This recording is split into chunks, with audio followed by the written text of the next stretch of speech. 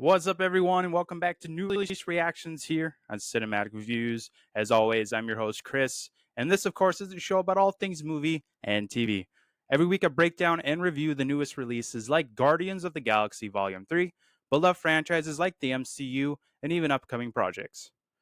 You can support the show by hitting that follow button on your favorite podcast network, as well as following the show on all social media platforms. All of those handles can be found on either the Cinematic Reviews Facebook page or the show's website at podpage.com/cinematic reviews. It helps out a lot, and I really do appreciate all the love and support out there from everyone. To kick the episode off today, let's head over to another new release report.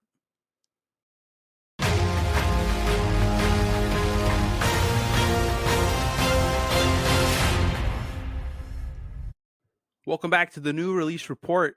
Over on Max, we have Succession, the fourth and final season going on right now, along with Barry's fourth and final season as well. New episodes of those will drop every Sunday. And then as well, we have Love and Death starring Elizabeth Olsen and Jesse Plemons. New episodes of that arrive on Thursdays. Disney Plus, we have two Star Wars shows. Star Wars Visions Volume 2 and Young Jedi Adventures are going on. The Mandalorian just wrapped up with Season 3, so check out those episodes as well.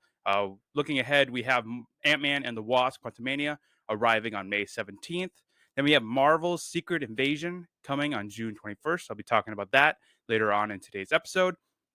And then Ahsoka will premiere in August. No official set date for that. We just know that it will be arriving in August at some time. On Apple TV Plus, Ted Lasso Season 3 is still going on. New episodes of that come out every Wednesday. And then looking ahead, we have Still, a Michael J. Fox movie, arriving on Apple TV on May 12th. I will be doing a new release reactions episode on that for sure. And then in theaters, we have Guardians of the Galaxy Volume 3 out now, which I'll be talking about in a few moments, along with Evil Dead Rise, Big George Foreman, Guy Ritchie's The Covenant, and then the Super Mario Brothers movie, which just recently crossed $1 billion and is still taking down the box office right now. I would imagine Guardians might dethrone it here in the next couple weeks. And then looking ahead, we have Fast 10 arriving May 19th, followed by The Little Mermaid on May 26th. This is the newest live-action take from Disney. And then we have Spider-Man Across the Spider-Verse arriving on June 2nd, and then Transformers Rise of the Beast on June 9th. Well, that is this week's new release report. Come back again next week for some more updates.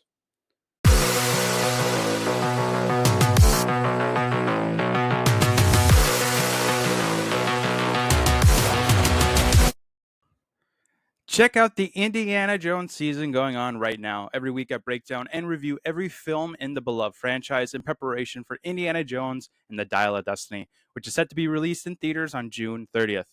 Join me every week as we globetrot around the world with everyone's favorite archaeologists during the Indiana Jones season, only on Cinematic Reviews. I'm done running. Guardians of the Galaxy Volume 3 is headed your way.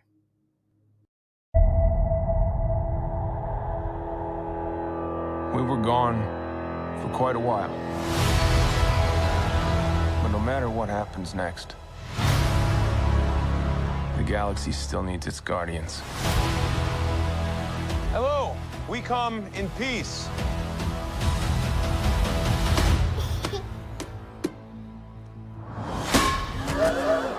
Come on, Drax. Seriously, dude? No! Ow!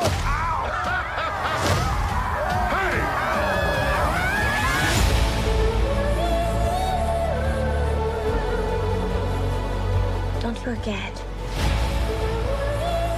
where we came from.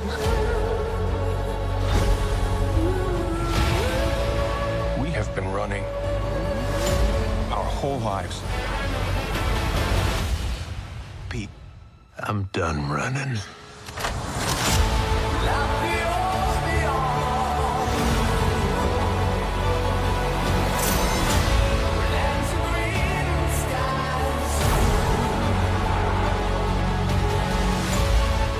We'll all fly away together. One last time. Into the forever and beautiful sky. We are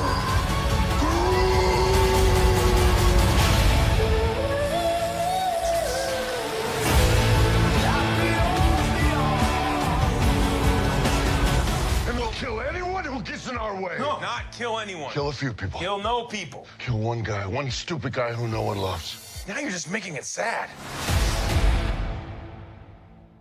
It's finally time to face the music one final time. Guardians of the Galaxy Volume 3 was just released this past weekend. I will be including some spoilers in my reaction today, so just be on the side of caution with that if you have not seen the film. But yeah, let's just get right into it. Guardians of the Galaxy Volume 3, like I said, it was released this past weekend on May 5th. The film stars Chris Pratt as Peter Quill, a.k.a. Star-Lord, Zoe Saldana as Gamora, Dave Bautista as Drax the Destroyer, Pom Klementieff as Mantis, Karen Gillan as Nebula, Shuhudi Uiji as the High Evolutionary. I apologize if I butchered that name. Vin Diesel as the voice of Groot, and Bradley Cooper as the voice of Rocket. It was once again directed and written by James Gunn. Gunn is best known for all three Guardians films, along with the holiday special, DC's The Suicide Squad, DC's Peacemaker, and Slither. So far, the film has grossed over $280 million against a $250 million budget. I got to imagine that it will be dominating the box office the next couple weeks, similar to what the Mario Brothers movie was doing last month. James Gunn was fired over controversial quotes from the past, but was reinstated in March of 2019. That was a huge headline at the time. Thor Ragnarok and Love and Thunder director Taika Waititi was rumored to take over the director's chair of Volume 3 after the firing of James Gunn.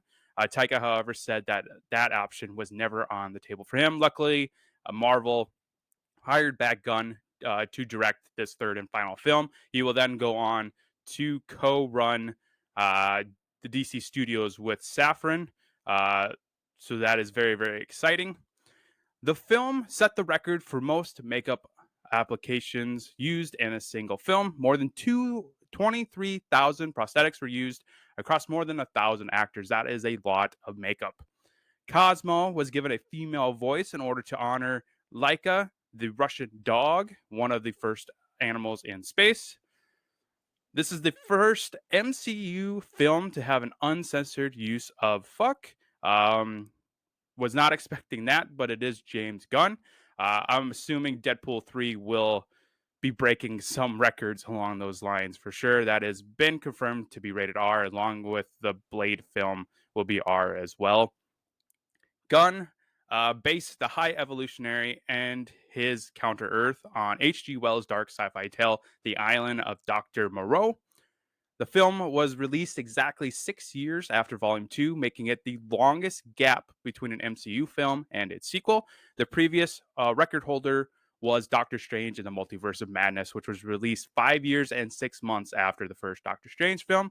And then lastly, this is the 32nd film in the Marvel Cinematic Universe. If you include the Disney Plus shows, it is the 42nd project in the universe. That is outrageous, but also really cool at the same time. So Guardians 3 is finally here, like I said, and it's freaking awesome. I absolutely love this film. I'm not going to exaggerate when I say this is the best Marvel film since Spider-Man No Way Home. I laughed, I smiled, I even teared up a couple times. The film just has so much heart in it. James Gunn outdid himself for sure with Volume 3 of his take on the Guardians of the Galaxy. The Guardians are my favorite team in the MCU. Bradley Cooper's Rocket is one of my favorite characters in the entire universe. He's right up there with Tom Holland's Spider-Man and Robert Downey's Iron Man. If I had to rank them, it would go Spider-Man, Rocket, and then Iron Man at number 3. I just really love the heart and passion that Cooper puts into the character of Rocket. I read an article the other day before I saw the film that quoted Cooper about his experience watching Volume 3 for the first time. He stated that he cried throughout the film watching it. So, and I see why. It's an incredibly made film, and it's essentially Rocket's film. He is at the center and heart of the film, even though Chris Pratt does get his fair share of screen time as well, kind of like the first two films were really, really Star-Lord centered for sure. We get to finally see how Rocket was created and the enormous trauma that he went through during that. I mean, he watched his friends die right in front of him. That scene was just so heartbreaking. The audience actually gets to fall in love with Rocket's friends before their untimely death. There's Lila, the sea otter with robotic arms. Linda Cardellini, who plays Hawkeye's wife in the MCU, actually voices her in the film. I thought that was really cool. Then there's Teefs, the walrus with giant tires for feet, and then Floor, the rabbit with robotic spider legs and a metal plate over her mouth. I really love the scene where they're laying on the floor together, giving themselves names. I think James Gunn actually released that scene ahead of time. I saw that and immediately was like, "This is going to be the best Marvel movie ever," and it did not disappoint. That scene still hit me for sure watching it in theaters. So they are part of what they call Group 89 of the High Evolutionaries plan to essentially perfect the universe. He was honestly one of the most villainous bad guys in the MCU, which I was not expecting. The trailers featured him a little bit, but he kind of just seemed like a whatever character. He actually did some unforgivable things to not just Rocket, but to all of his friends as well. We didn't see exactly what was done to Rocket, but we got a pretty good idea. That was a very interesting choice, I think, on Gunn's part. I was expecting to get a scene where we would see Rocket being pulled apart and then put back together again, kind of like how he referred to in the first Guardians about being ripped apart a bunch of times and pieced together. But all we did get was like this video footage, kind of off camera. Gunn decided to have it play in the background and instead of being at the front and center. We get to see everyone's reaction though to it, especially Star Lord's. So the audience has a pretty good idea that he did some horrifying stuff to Rocket for sure. We also get more Drax being Drax, which is awesome. All the jokes about him being stupid were hilarious, kind of sad at the same time. Gamora not being Peter's quote unquote Gamora is really heartbreaking. If you remember, this is the Gamora from 2014, before she even met Peter. Again, Gunn made a very interesting choice to not having Peter and Gamora kind of get together in this film at all.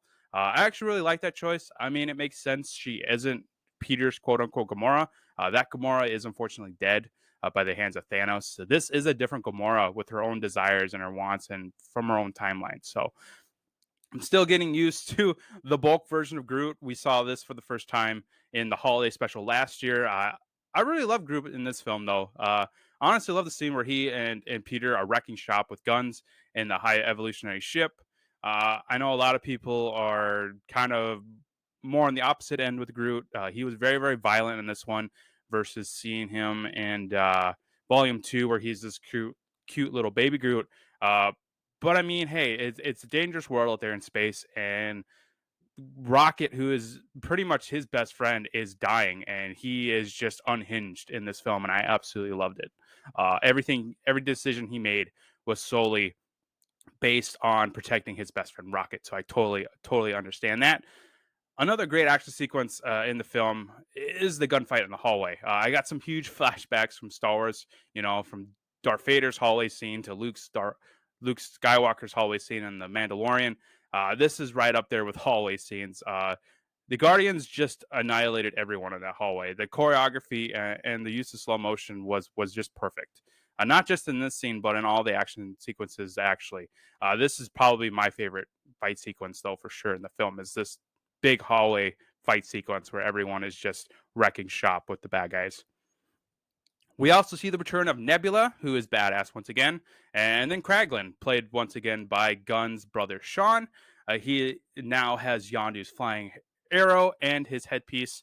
At the beginning of the film, he's still kind of learning how to use it, but once he gets some help from the spirit of Yondu, who pops up in this, reminding him that he uses his heart, not his head, to make the arrow fly. He's also able to take out like 50 dudes when he does do that. It was really cool. Great moment.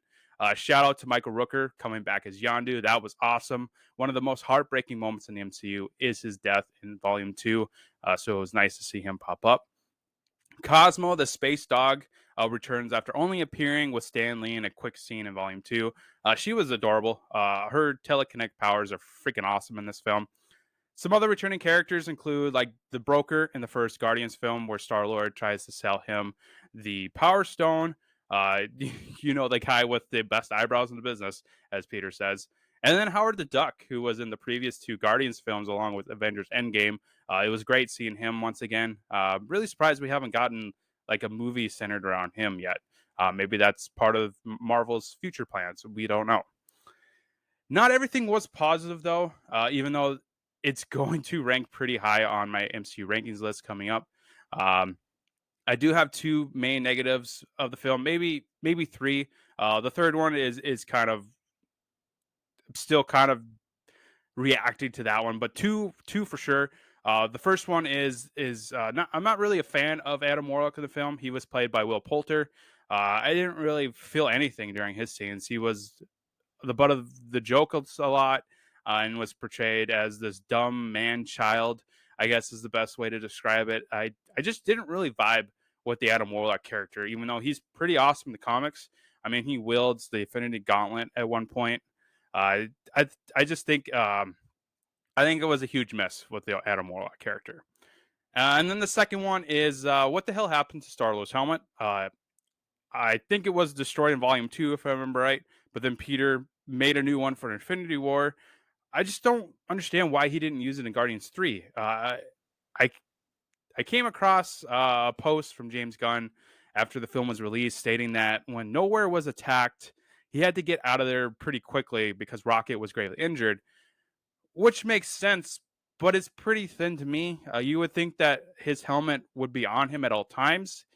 He had those little Bluetooth things behind his ears in the previous films, so I gotta imagine that he would have that in order to activate his helmet whenever he need to. I was just really disappointed that we didn't get him wearing his helmet in this film. I mean, his helmet, along with his guns, are very, very iconic to the character. It's one of his characteristics for sure. And then the third thing, so Gunn made the very, very interesting choice, and I'm really curious to see what the script looked like before, the pandemic and all the delays that this film had. Gunn doesn't kill anybody off, even though there are a lot of moments in the film where you're like, oh man, this is where our favorite character dies. Rocket dying on the table. A lot of the scenes were like, oh, this is probably like going into this film. I was pretty sure Rocket was going to die. But he didn't. He ends up surviving this reckless operation that they have to perform on him at the end of the film in order to save his life. I mean, there's a shot where Star-Lord is probably going to die, and Gunn really leans into that, but ends up being saved at the last second. Groot could have easily died in here. Drax, there was a moment there where Drax was getting shot at and took some pretty fatal damages to the chest. He could have easily died there. I find it really fascinating that I don't know if this was Gunn's idea or if it was Marvel's idea, but they just didn't pull the trigger on any of these deaths. I gotta imagine that the original script before, the COVID and the delays and just this film was originally going to be coming out pretty much right after Endgame. But like I said, with all the delays and stuff, it got pushed to this year. I gotta imagine that originally they were going to kill a lot of these characters off because they were going to usher in some new characters, which they kind of do. They kind of go the split up the team route, then killing them off. Star-Lord goes back to Earth finally after all these years to see his grandfather. Gamora goes with the Ravengers, who are her new family. Nebula and Drax kind of adopt these kids that they rescued from the High Evolutionary. Rocket is the leader of the new Guardians, which includes Adam Warlock and Cosmo the Space Dog. So yeah, I just found it really fascinating that they decided to split up the team instead of killing them off. And then we get the post-credit scene where we have where Rocket is leading the Guardians, and then we have Peter wrestling, arguing over cereal and stuff like that with his grandfather. And we get the tagline of the Star-Lord will return. I gotta imagine that's more of a announcement that Chris Pratt will come back and not the fact that Star-Lord will come back. I think that was more of a contract announcement for sure. Really curious to see what they do. I'll dive into a little bit of that later on with the future of the MCU and where this Guardians team will end up along with Star-Lord. So regardless of those things, I still really love the film. They're just minor negatives that I had with it. The music slaps once again, which is one of James Gunn's tropes.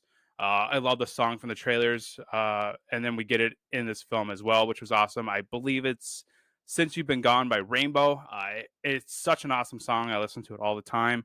Like I said earlier, the action is incredible in the film. The use of slow motion was perfectly done. This is probably the most James Gunn film ever. I mean, the designs of the characters are wild. It has a very, very dark tone. It's very graphic at times, like seeing Rocket claw the crap out of the High Evolutionary's face, and then seeing what it looks like underneath the mask that he wears at the end of the film. The biggest thing for me, though, is the fact that the film has so much heart in it. My emotions, like I said at the top of the episode, were all over the place. I laughed out loud. I was smiling throughout. I even teared up at times. I just really love this film so much. I have no doubt that it will win Best Comic Book Film of the Year during the 2023 in review episode that I will do at the end of the year. It's definitely the best MCU project that we will probably get this year. It's one of the best since No Way Home, honestly. Like I said, I just can't praise Gunn enough for nailing this conclusion to his Guardians trilogy. It was just an incredible experience watching in theater with my family. I can't wait to watch it again. My mom and my dad unfortunately didn't go to this, so I'm really curious to see their reaction to it, especially my dad, who has been kind of on the low end with Marvel and Disney recently. But I think this is the film that he would actually really enjoy. As you can guess, I do highly recommend this film. Go see it out in the theaters. It's a 5-star film for me. It'll eventually end up on Disney Plus, I'm sure, but it's definitely a film that you want to see in theaters. So head out to your local one today and just see the epic conclusion to Gunn's Guardians of the Galaxy trilogy. You won't be disappointed. It's an incredible film.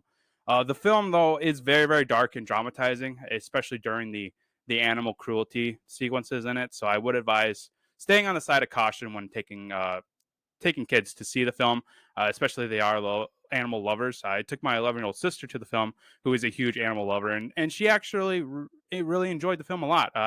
I just wanted to bring up that element in case you do decide to bring your younger viewers with. It's a very dark and dramatizing movie for sure, especially when it comes to Rocket and the animal side of it. But still a very well made movie, and go out and see it for sure. So let's head over to the MCU rankings.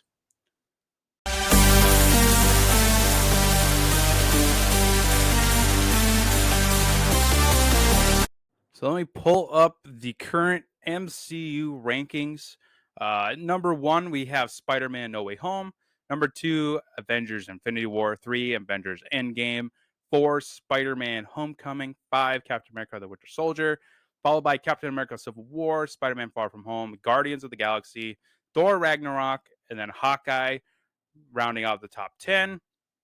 Followed by Guardians of the Galaxy Volume 2 at number 11. Ant-Man and the Wasp Quantumania at 12, Ant-Man and the Wasp at 13, Ant-Man at 14, WandaVision at 15, Black Panther 16, Iron Man 1 at 17, Shang-Chi and the Legend of the Ten Rings at 18, Werewolf by Night at 19, The Avengers at 20, The Guardians of the Galaxy Holiday Special at 21, Thor Love and Thunder at 22, Doctor Strange and the Multiverse of Madness at 23, Loki at 24, Doctor Strange at 25, Avengers Age of Ultron at 26, Black Widow at 27, Iron Man 3 at 28, Iron Man 2 at 29, Captain America the First Avenger rounding out the top 30, and then we have She-Hulk Attorney at Law at 31, followed by Black Panther Wakanda Forever, Moon Knight, What If, Miss Marvel, The Falcon and the Winter Soldier, The Incredible Hulk at 37, Captain Marvel at 38, Thor the Dark World at 39, Thor at 40, and 41, The Eternals. That is a long list, and it's only going to get even longer. So, Guardians 3, this is going to be tough. For sure, it's the best one. So, it's going to at least go up to number 8. Spider-Man Far From Home is at 7. I really love the High Evolutionary. I think he was a better villain than Jake Gyllenhaal. No offense to Jake Gyllenhaal, who I love. I think this is tough because I really love Tom Holland's Spider-Man. I think I'm gonna put Volume 3 as the new number 8, bringing down Guardians of the Galaxy to number 9. I think that's gonna be the best course of action. I think that's where it's gonna go. It's going to go right there at number 8. So let me update the list here. Oh, this is a long list. Okay, there we go. Guardians of the Galaxy at number 8. So the new top 10 is Spider-Man No Way Home, Avengers Infinity War, Endgame, Spider-Man Homecoming, Captain America the Winter Soldier, Captain America Civil War, Spider-Man Far From Home, and now Guardians of the Galaxy Volume 3 at 8, Guardians of the Galaxy 1 at 9, and then Thor Ragnarok at number 10. So that is the new list here. I will update the letterbox list right after I'm done recording the episode today. But right now, you can check out the IMDb list. That is the list that I mainly go off of because Letterbox unfortunately does not let you include the shows. Those are strictly the movies. But I will update that list in case there's anybody that follows the Letterbox list. You can find this one under Cinematic Reviews. There are tons of lists on there. I think it's like up to 80 something now. So check out those for sure. And then I will update this list as the new projects arrive, which I'm going to talk about now after this quick break.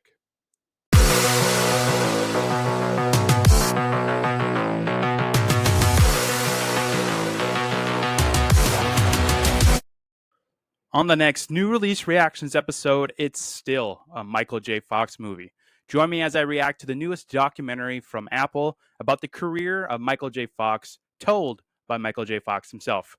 From Back to the Future to his battle with Parkinson's, Fox dives into the ups and downs of his life and career. So just like the Star Wars episode I did last week, I kind of wanted to go over what the future holds for the MCU right now and kind of give my initial thoughts on some of these projects. So next up, we have Secret Invasion. This is the newest Disney Plus series coming on June 21st. This is going to be centered around Nick Fury, who is played by Sam Jackson again. It also includes Ben Mendelsohn coming back as a Skrull. Amelia Clark is joining the cast. I believe John Cheadle is set to reprise his role of Rhodey in there.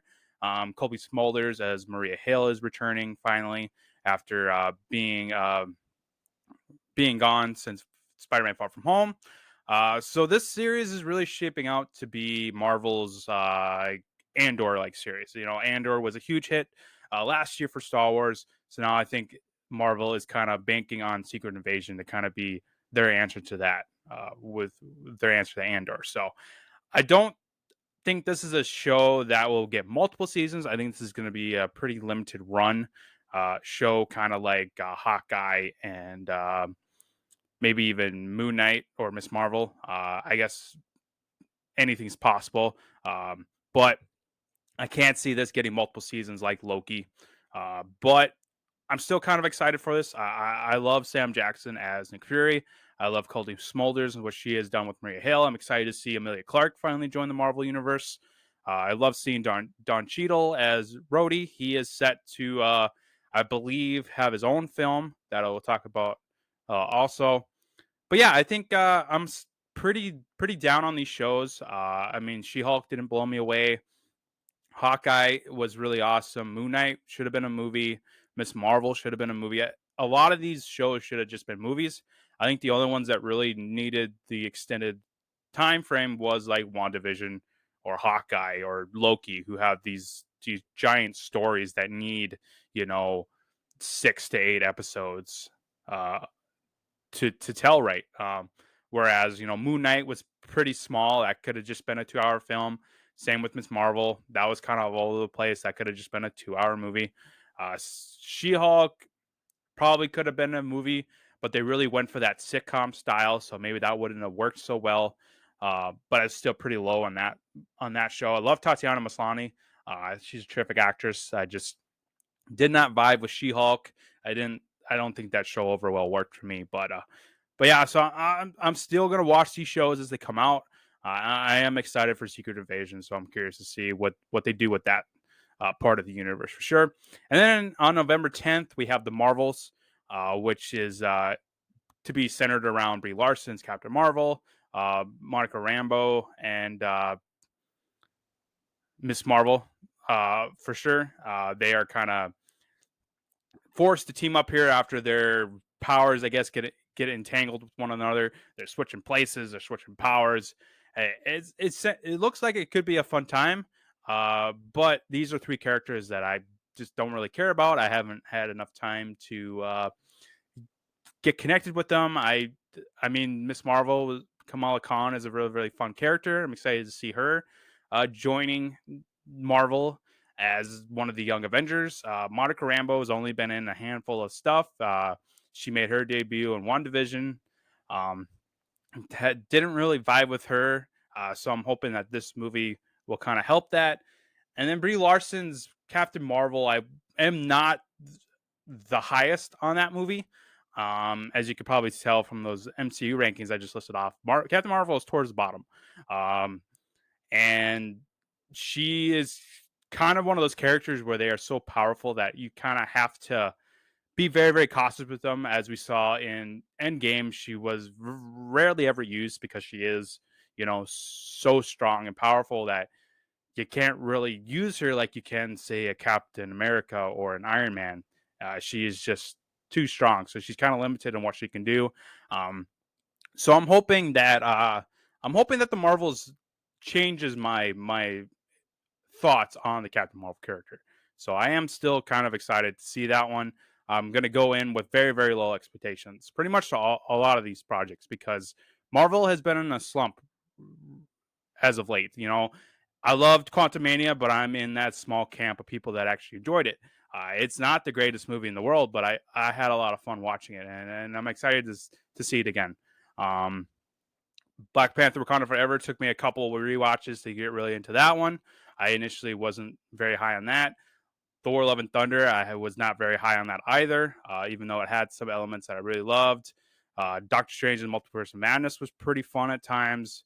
Really, I haven't felt the way that I felt with Guardians 3 since No Way Home, like I said in my reaction. So I am going to go into a lot of these projects with very, very low expectations. So hopefully that helps the project for sure. Loki Season 2, which is a very, very highly anticipated show ever since the first season, just dominated and baffled everyone. Not sure with the Jonathan Majors drama if this is going to come out this year. So to dive into that a little bit. So Jonathan Majors, if you're not aware, was arrested for domestic violence charges. He is currently awaiting trial. I believe the trial date is set for later this week, or maybe even tomorrow. I can't remember for sure. I think it's like May 9th or 10th or something like that. But he is set to appear in court. Originally, Marvel set for him to be this next big bad for the MCU. He was going to be Kang, the next quote-unquote Thanos style. He was very, very heavily mentioned in Loki Season 1, and then he appeared in Quantumania most recently as the big bad there. There are rumors circling around that they could recast Majors, that they don't want to recast Majors, that he's still going to be Kang.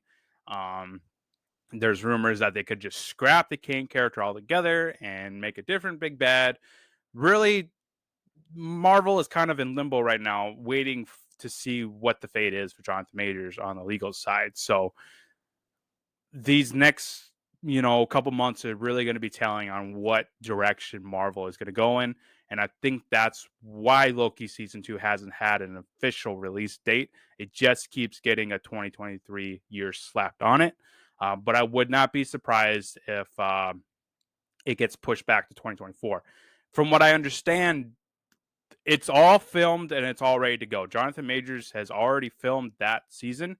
It's just going to depend on if Marvel wants to release that version of Loki Season 2, or if they want to go back and have to tweak it because of the legal ramifications with Jonathan Majors. It's all going to depend on this whole drama thing with Majors, unfortunately. So Marvel, like I said, is kind of in this limbo point, just kind of waiting out what the ramifications will be with Jonathan Majors.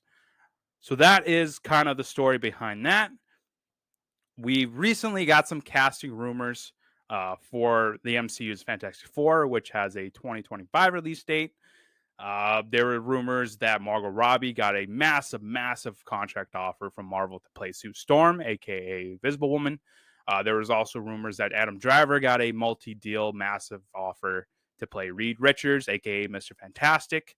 There have been also rumors of Human Torch casting and The Thing. Most recently, Mila Kunis was connected with The Thing, which has been debunked. A lot of people ran to the streets with that one after she was spotted having lunch with the director of the film. But if you go back to my original casting of Fantastic Four, which kickstarted this podcast that I did, that was the very first episode I did for the show. I would still love to see Zac Efron play Human Torch. From what I understand, I think there was a name thrown around for Human Torch, and I can't remember who it was. But there have been numerous names connected to this Fantastic Four project. This is a huge project for Marvel. A lot of fans are hoping that this will kind of redeem the Fantastic Four in the film world. We recently got the 2015 Fantastic Four with Miles Teller, Michael B. Jordan, Jamie Bell, and Kate Mara. She did not do very well. It's not a very good film. And then most recently, we have the Jessica Alba, Chris Evans Fantastic Four films, which were decent. I know with Chris Evans kind of stepping down as Captain America now, his name has been thrown around about coming back as Human Torch for the MCU. I think that would just cause way too many problems if they did that. They would honestly have to do this multiverse style thing where they would have to be a variant, which is possible. I'll get into that when I talk about the two Avengers films. I mean, we could get Chris Evans coming back as a variant of Human Torch. That would be pretty sweet to see. So still waiting for the official cast with Fantastic Four. I would love to see Margot Robbie and Adam Driver play in Fantastic Four. I think they would be very, very incredible in those roles, but we will see for sure. And then for next year, right now we have Captain America: New World Order, which is a film. This will be Anthony Mackie's chance to helm a Captain America movie.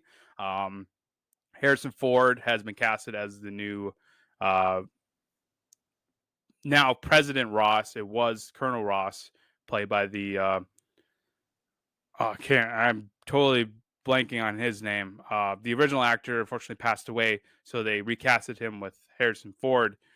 He is now playing the president of the United States in the Marvel universe, which is very, very exciting.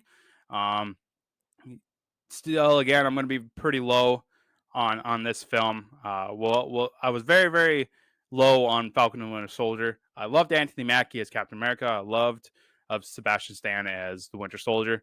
I just think that from a writing standpoint, that show was pretty low.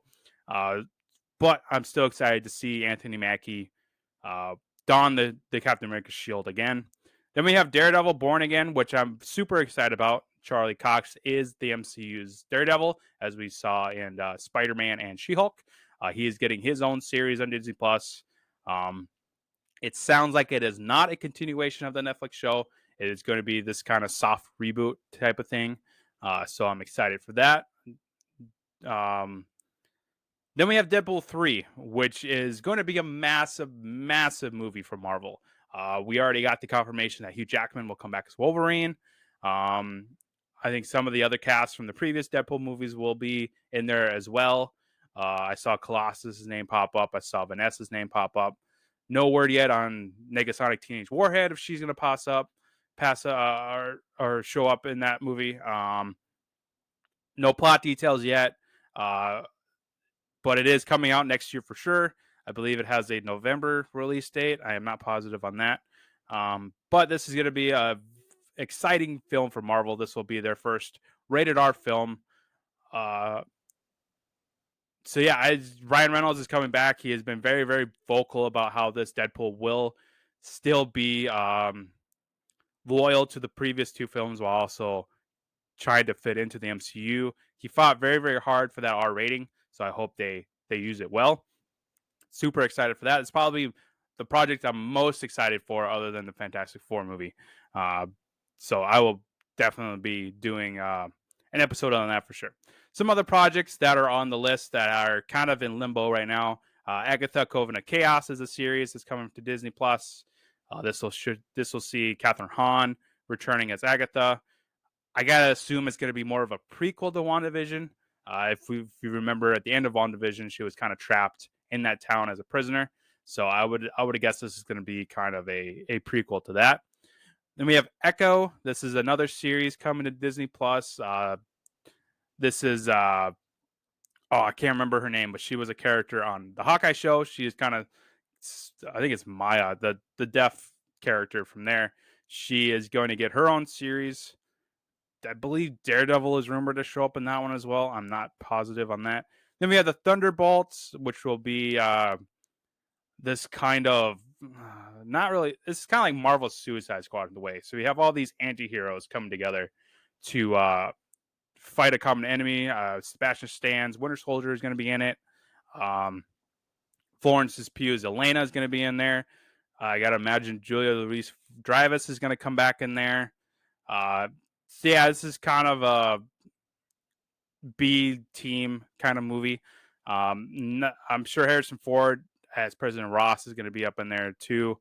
That one, I'm going to be pretty skeptical in that one. I'm not exactly sure what to expect from that film. The Ironheart series is also on the table. We saw her in Black Panther: Wakanda Forever. She's going to get her own series. And then War Machine. So Don Cheadle's War Machine show was originally a show. Now it has been turned into a film, which I think is the best course of action. Like I said, a lot of these shows should just be movies. But, they're trying to crank out those Disney Plus numbers. But I'm glad that they changed this into a film. I can't imagine there being a lot of content for a 6-episode show just on War Machine. But I am excited for that one. I love Don Cheadle as Rhodey. I'm excited to see him come back again. Now, the status of the Blade film. So the Blade film has been through a lot of hoops lately. They've been going through writers, going through directors. Mahershala Ali is set to play the lead character Blade, the Daywalker vampire hunter. Super excited for this. I grew up on the Wesley Snipes films. Blade 1 is one of the best outside the MCU Marvel films for sure. I'm super excited for this. We had a little hint of Mahershala Ali at the end of the Eternals in that post-credit scene, but that's really all we've gotten. Because like I said, they've been having some issues on set with, they've gone through a carousel of writers and directors for this film. But Marvel assures us that it will be getting released in the next couple of years. So be on the look for that. Right now, with the writer's strike, I'm not exactly sure where a lot of these projects are going. Another topic I want to bring up is Tom Holland's 4th Spider-Man film. It was confirmed, I think, last year that Tom Holland will be coming for another trilogy. Will his 4th film arrive before the 2 Avengers films? I doubt it, especially with this writer's strike going on right now. I think Spider-Man will show up in the Avengers films for sure, and then we probably won't get more Spider-Man films until 2026 or 2027, maybe. I don't know. It's hard to tell because they have so many other projects on the table, but I gotta imagine Spider-Man's at the top of the list to get made. If you remember, when after No Way Home was released in theaters, Tom Holland announced that he would be taking a break from Spider-Man, which I totally understand. He was in a lot of projects after he got casted, so totally understand him. But I think by the time 2025, 2026, 2027 hits, he's probably going to be ready to jump into the Spider-Man suit because he loves the character. He absolutely loves the character, which I respect a lot. So I wouldn't be surprised if they did announce a 4th Spider-Man film, maybe after King Dynasty, because King Dynasty and Secret Wars are supposed to be releasing, a year of each other. King Dynasty 2025 and then Secret Wars in 2026 kind of wrap up this multiverse saga that they've created. So yeah, just be on the lookout for the 4th Spider-Man film. I'm sure Sony is gonna want to pump another one out there shortly because they have some projects that are probably not going to do very well, like Craven the Hunter, which is going to star Taylor Aaron Johnson. It's sounding like a really cool film, but I can't imagine that's not going to get Spider-Man numbers. That's probably going to get more Venom numbers for sure. They have Spider-Man Across the Spider-Verse coming out next month, which is going to be a huge hit for them. But other than that, they're banking on Spider-Man. So I got to imagine Spider-Man 4 with Tom Holland is going to get announced here soon. And then the last thing I wanted to bring up is, of course, the 2 Avengers films that are going to kind of wrap up the multiverse saga, like I said. So King Dynasty, which was going to be very, very Jonathan Majors heavy, kind of in limbo now with the Majors drama going on. And then Secret Wars is what I'm really, really excited about. For the comic book fans out there, they know what Secret Wars is. But for those that don't know, that is this giant multiverse battle that goes on. I'm expecting to have a lot of these variants coming out. Like I said, we could have Chris Evans's Human Torch come out. We could have Ben Affleck's Daredevil. I mean, there's so many different avenues they could go with Secret Wars. I know Robert Downey's name has been brought up about coming back as an Iron Man variant. I hope to God they don't do that. Same with a Chris Evans Captain America variant. I hope they don't do that. I hope he just comes back as Captain America. But I think Chris Evans and Robert Downey are kind of done with Marvel right now. Just like I think Zoe Saldana is done. Dave Bautista is done with Marvel. So they probably won't be coming back for the Avengers films. I could see Rocket coming back. Star-Lord will probably come back, as we saw in the post-credit scene of Volume 3. He will return. I'm guessing he's going to return for one of these, if not both, Avengers films. Well, not sure on Elizabeth Olsen, on her Scarlet Witch. It sounds like she might be done with Marvel. But I think I saw an interview the other day where she would be willing to come back. So I hope she does. I'm sure we'll get Benedict Cumberbatch back as Doctor Strange. I doubt Jeremy Renner is going to come back as Hawkeye. We kind of see Haley Steinfeld's Kate Bishop kind of taking over that role. I'm excited for her to finally team up with Tom Holland. I think they would have great chemistry on screen.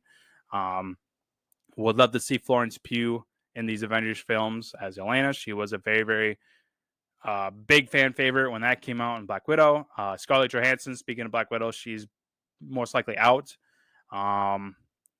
Tatiana Maslany is probably going to come back as She-Hulk. Same thing with Charlie Cox's Daredevil. They'll probably come back for the Avengers film. Mark Ruffalo is a big question mark. They kind of hinted at the end of She-Hulk that he would be starting his own thing. I know World War Hulk is a huge comic book that a lot of fans want turned into a movie. I gotta imagine Marvel is tossing around the idea of making a Mark Ruffalo centered Hulk movie. I think that would really get fans going again. But I'm sure he's gonna pop up in the Avengers films as kind of a mentor through these new Avengers. Yeah, there's just so many different things that they could do with Secret Wars. But again, it's all going to depend on this whole Jonathan Majors drama. It's where a lot of this is, because Marvel has put so many eggs in that basket. They really centered Jonathan Majors at the forefront as the big bad guy for Multiverse Saga. They were a little smarter with Josh Brolin's Thanos. He was kind of in the background most of the time. He didn't really come to the forefront until Infinity War. He showed up at the end of Avengers. He showed up at Guardians. Showed up at the Age of Ultron, but he really didn't come into the light until Infinity War. So, and I kind of wish that's what they would have did with Kang, kind of have him in the background. I think Loki did it the best, where he was only in the finale, really, as a variant. With Ant-Man making him the center villain, it's tough now because we get that post-credit scene of Jonathan Majors as all these variants of Kang in that post-credit scene. So it's kind of difficult now for Marvel to kind of backtrack a little bit if things do go south for Jonathan Majors in regards to the legal ramifications. But I think Marvel really just kind of backed themselves in the corner with putting all their eggs in the basket, like I said, with Jonathan Majors. So it's all going to depend on this whole legal situation with Majors. So just be on the look for that. I will be having my ear to the ground, and I will update you guys for sure when information comes out. Um, so yeah, that's the future of the MCU right now. It's a little it's in limbo for sure because of all the drama and the backlash that they've been getting. They've Marvel has recently stated that they're delaying a lot of these projects, taking their time, focusing on perfection than quantity, which I'm glad to hear. Just still really skeptical. The visual effects department has been getting a lot of heat recently because of the issues. We had the recent firing of their head. Um, so we'll have to see what this new regime holds for the visual effects and Marvel as a whole. So still an exciting time for Marvel. We kind of had Guardians 3. I don't really see that as a win for Marvel. I see it more as a win for Gunn, kind of like a swan song as he walks off in the sunset to run DC, who is a competitor of Marvel. Funny how life works, but yeah, I think in the end, Guardians 3 will be the movie that kind of gets a lot of fans back on the Marvel train. But the way they ended it, it's kind of more of a closing chapter of an era.